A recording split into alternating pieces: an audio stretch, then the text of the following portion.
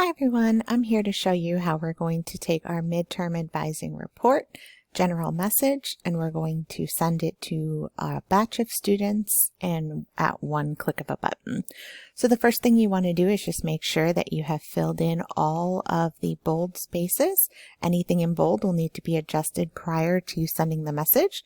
So if you're doing it in the morning, please click good morning, adjust your office hours, any contact information, and your name.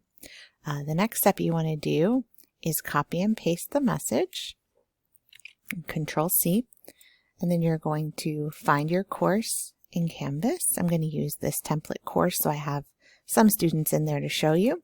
Simply click on your course, or actually even better, you want to click on the inbox in FTC and create a new message, and here's where you'll select the course. So you'll select the course, and this is going to be the business course for me. And under the To section, you're going to click right here, and it's going to give you, for you it'll say students, for me it says teachers, but it's going to work the same way. Click on all students, and then you're going to see a list populate of everyone in the course. So for the students who are going to receive this specific good job message, you're going to hover over the name, hold down your control button on your keyboard, and keep it held down, and click on every student who's receiving this message. So in my case, we have 3 students receiving the message, and we're going to copy and paste the message in here. Again, this is going to be edited to say good morning and everything that you need for that message. The subject line, don't forget, is going to be the same standard, midterm advising report. And here's the key portion.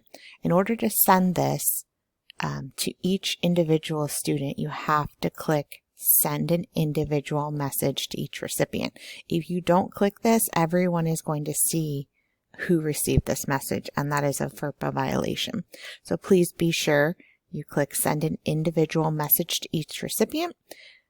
Look over your email, make sure it looks good, and then simply click send. At that point, you can go back into your inbox, and you will be able to see every single message one by one that is sent to those students for your reference as well.